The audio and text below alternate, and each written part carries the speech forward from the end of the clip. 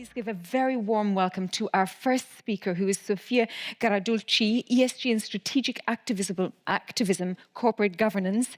And the talk is entitled Eurizon and the Pathway to Net Zero, Stewardship Activities and the Framework to Assess Directors' Accountability to Climate Change. That's a very, very long title indeed. Good luck.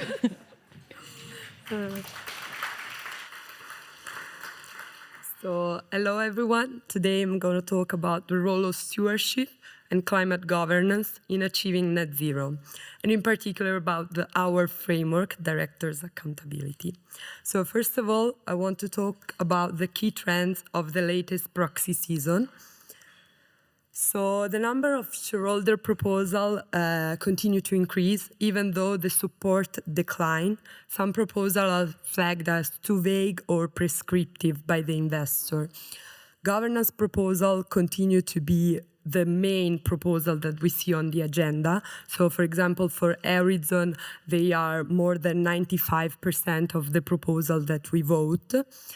But on the other hand, the anti-ESG movement gained momentum. Indeed, this proxy season saw several anti-ESG or conservative proposals, even though the support was, I would say, negligible. And of course, we saw also the increase in ESG-related litigation. So maybe some of you know the case about Exxon versus Arjuna Capital. So the case, Exxon sued this asset manager after filing a shareholder proposal on emission reduction, and the proposal was only dismissed in June 2024. And then NGOs are scrutinizing more and more asset manager decision, in particular about voting. So some financial companies were being asked to review their voting decision, in particular on E&S issues, as the investor and activists consider that their voting activity were not taking into consideration climate and social risk that could lead to reputation and financial risk. And finally, successful engagement outcome can lead to withdrawn resolution. So the latest report of Ceres, a US organization, show that corporate commitment were implemented by companies after the withdrawal of shareholder resolution. So this was Eurizon, this was the proxy season snapshot, but what is stewardship in Eurizon? So we try to develop our stewardship activities across 4 macro areas, so climate change, biodiversity, human rights, and governance, trying to join national and international organizations in order to develop expertise, but also to develop stewardship practice at an international level, thanks to working group, for example. So what we did this first semester, so we voted more than 1,200 meetings and carry out more than 500 engagement. I want to focus more on climate today. So the first thing that where an asset manager can give a feedback on a company is by voting say on climate proposal. But say on climate proposal are fewer on the market. So this semester, for example, we voted only 14 say on climate. But we encourage companies to present their transition plans to the AGM, as we want to give feedback to the company. We vote also 30 say on non-financial statement. So in some countries, such as Spain and Switzerland, companies are obliged to present their non-financial statement to the investor. So we vote again, say, on non-financial statement, mainly when the disclosure is not aligned to international standards or where the targets of the company are not in line with the commitments made by the company to reach net zero. And we engage with 16 issuers on net zero and climate investment, but also for collective engagement through Climate Action 100+.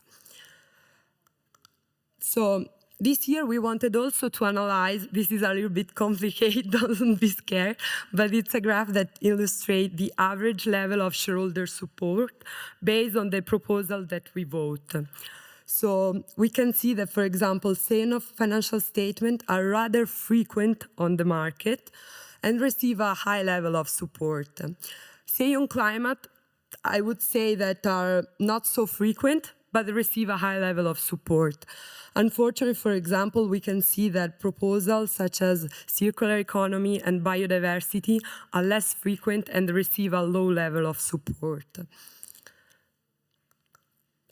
So our stewardship activity goes hand in hand with our net zero journey. So in 2021, Eurizon was the first Italian asset manager to join the net zero asset manager initiatives.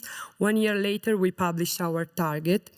We identify a portfolio in scope, so the IUM that will be managed with the aim of achieving net zero. We identify an intermediate target. And so we decided that to reduce 50% of the finance emission of the portfolio in scope by 2030. And we developed a stewardship target. So we decided to engage 48 companies by 2025 and more than 100 by 2030. And finally, the last target is on climate solution. So we decided to increase our investment in green bonds. So we are perfectly on track with reaching our target. So at the end of 2023, we engaged with 36 issuers, which represent half of the financed emission of our portfolio in scope. So unfortunately, the resources of an ESG team are limited, and the say on climate proposals are fewer on the market. So we decided to analyze more how corporate and companies and the management of the company is implementing their net zero strategy. So how is the management responsible of the net zero strategy? So we wanted to analyze the correlation between corporate governance best practice and the alignment of companies to reaching net zero.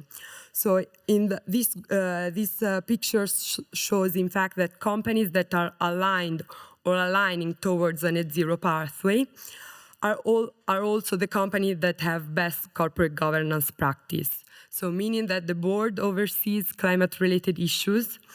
There is a committee responsible for the implementation of the transition pathway and the strategy. And there is at least one director with ESG expertise or climate expertise. We also saw that, for example, aligned to a net zero pathway companies are more encouraged to have ESG KPI in the long-term incentive plan of the executive. So now I'm going to talk about climate governance in general. So what is climate governance at international level and what are the standards for climate governance? So I just presented 4 cases, which are maybe the main one. So the TCFD state that companies should disclose and describe how the board's oversight on climate-related issues. The IFRS S2 on climate disclosure state that the company should disclose the board oversight, but goes on by saying that also the responsibility, the skill and competence, and the procedure on climate-related issues. And finally, the 2 latest regulation and standard. So the SEC recently approved in March 2024 the climate disclosure rule that states that companies should identify the government body responsible for the climate-related issues and the monitoring process, but also whether and how this oversight is implemented. Different is the CSRD, so the recent EU regulation that goes a step further, because the CSRD mandates that the board should define the climate transition pathway of a company. And goes on by saying that the company should disclose diversity and the composition, but also the responsibility of the board and expertise and skills. And last of all, also the integration of sustainable KPI in the executive remuneration. So I would say that good governance practice should be implemented at an international level, because if the board is responsible for enhancing the long-term value of the company, should also be responsible for the oversight of climate risk. That's why we develop our directors' accountability framework to vote consistently on the climate-related issues when voting the re-election of director, to embed our voting activity into our stewardship target, because at the moment the stewardship targets only talk about engagement, and also to develop an escalation framework to vote companies that do not improve enough. So our framework looks and takes into account two conditions. The first is the effective oversight of climate change issues. So in the absence of this requirement, Eurizon will vote against the entire board of directors of a company. And because we think this is a precondition to reach net zero. The second step is the implementation of the decarbonisation strategy. So we wanted to have a score, we develop a score in order to understand if the decarbonisation strategy is implemented and how many shortcomings or deficiency a decarbonisation strategy has. So we developed this score, which is taking into account two parts, so the core KPI and the upgrade component. And based on the severity of the deficiency of in the implementation of the decarbonisation strategy, we vote according to an escalation process. So this framework takes into account more than 1,000 companies, but not all these companies are in our portfolios. The framework also takes into account public information, so public database such as Climate Action 100+, TPI, SBTI, or Net Zero Tracker. And we complement this with our specialized info provider, MCI. So in the first half, we monitor more than 300 companies. The majority, so the 250 companies, have sufficiently ambitious climate strategy. So we vote in favor of the re-election of the directors, at least for climate-related issues. And for 84 companies that show deficiency, we vote against more than 230 directors. So the tables show the escalation process. So how we vote. So we could vote against the chair of the sustainability committee, the entire sustainability committee plus the board chair, or the entire board. So in this case, 12 companies were voted against for material failure in the implementation of the decarbonisation strategy.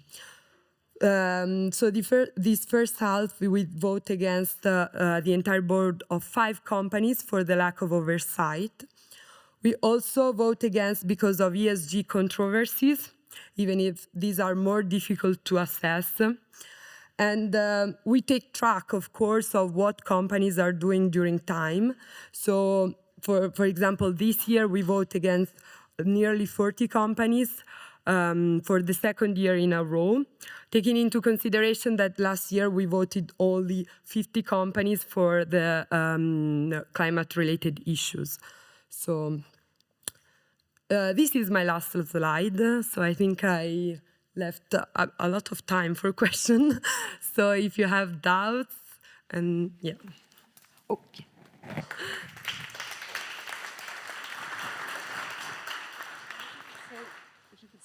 Your name and where you're from. Pierre Lechaf from TMF Group.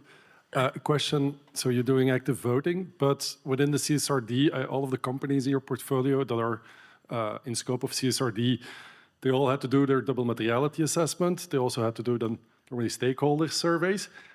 Did you also use your influence during those stakeholder surveys as an investor to try to impose certain IDs?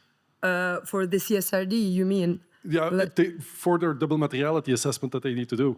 So giving your opinion on that. So usually when companies are doing the double materiality, we are one of the external stakeholders. So they reach to us for the external impact. at the moment, we don't know what the CSRD will be, because companies are still implementing. I mean, the majority of the companies that will implement the CSRD are also the companies that are already doing reporting, so the non-financial statement. Of course, we try to stress the need for have internationalized standards. So the TCFD, for example, when we talk with the international company, we always look if the company is reporting in line with the TCFD. We also stress the importance, for example, to reply to the carbon disclosure program, because these are consistent information and that we receive. So for doing this framework, for example, I also use the carbon disclosure program. And having a question that is formalized for every company is essential for us, because we have a team of 8 people now, so we can, and the portfolio is, I mean, portfolio companies are a lot. So yes. We have a few questions bubbling up. One here, but in fact, first of all, it's a question maybe to Denise, Isabel, and Viola, also to you. Will you share your slides? Yes, I can share. I think I will. And that might be a general question for everybody. Share. I will just to check internally, but I think I can do it. Thank you. Thank you very much for this.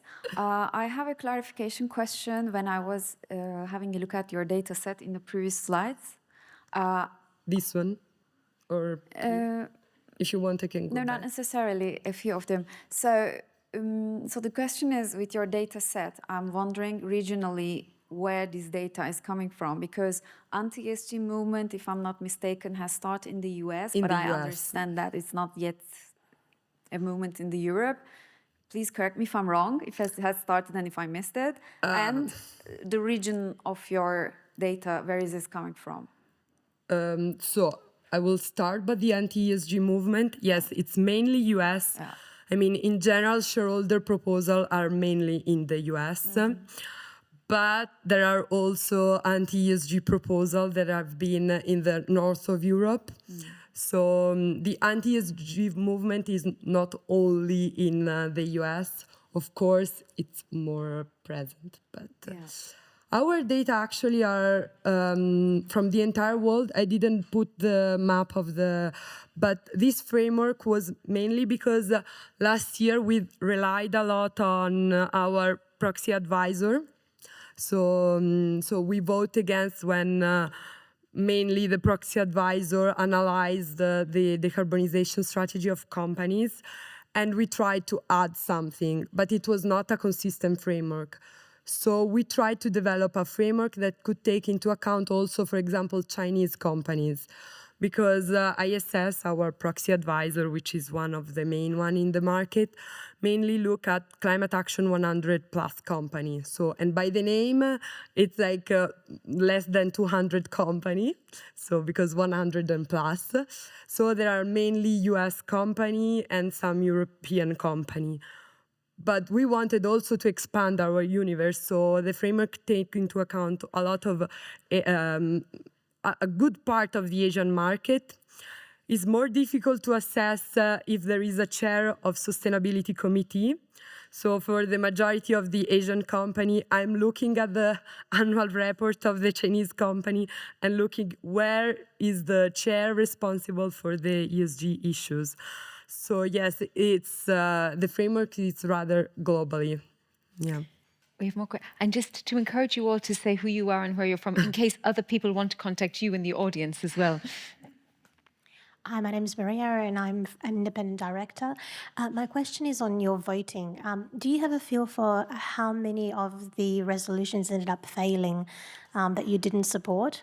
And then also, just broadly, did that result in any change in the underlying company's approach to sustainability? Okay, so yes, in our stewardship report, I don't have the slide here, but we track the success of our voting activity. So, for example, the governance-related proposal have a high level of success, of course, so 70%, whereas ENS issues a rather low level of success. Success is whether we vote for and the proposal pass, or we vote against and the proposal fail, of course. For the other question, I could say, I mean, there are some examples of companies that implement and develop their decarbonization strategy. For example, utility companies in UK put a say on climate vote in 2021, if I remember correctly. And the plan had several deficiencies. First of all, the net zero ambition was only for Scope 1 and Scope 2 emission. The capital alignment indicator was completely unmet. But this year we vote this proposal and we vote for, because we develop a framework to vote say on climate proposal, and from the score that we obtain, the company really improved their improve the decarbonization strategy. So the net zero ambition was cover all the emissions. So the long-term target covered all the emissions that the companies was emitting, and the capital alignment level was improved. So this could be an example. Then maybe other famous example could be a material company, and it's a famous one in Australia. And Climate Action 100 Plus said that the company really improved in their decarbonization strategy. So the examples are fewer, but there are, I think. Another question here. Hi, it's Anand from ESG-Wise.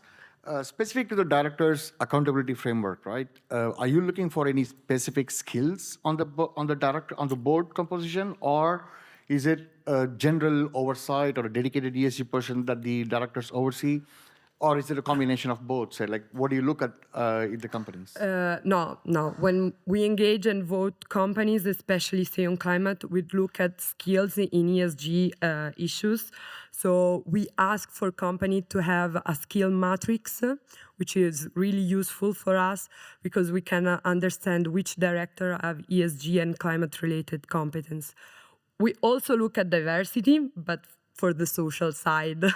So also diversity. For example, we vote against all companies that do not have 33% of the less represented gender on the board. It could be women or men also, because we voted also against a company that have more women than men this year. So. Question here. Yeah, hi, Lotte Beck from Macquarie. I was wondering, for the companies where you didn't support the re-election of the directors, did you share your rationale with the company? And did you receive any feedback back? Were they open to dialogue? What happened after you cast your vote? I would say depend on the market. Yes, during the engagement we share, prior to the AGM or after the AGM, when we contact the company. It depends on the market. Because in Europe, companies are more responsive to what you are saying. They understand a little bit more. So it depends. I would say, for example, in US, some company for the oil and gas sector is rather difficult to engage with this company. So you can see the difference between an oil and gas company in EU and the US. But it depends on the sector and the markets. Not every company is responsive, but some companies are. Hi, Claudia Hitzai from Ministry of Environment.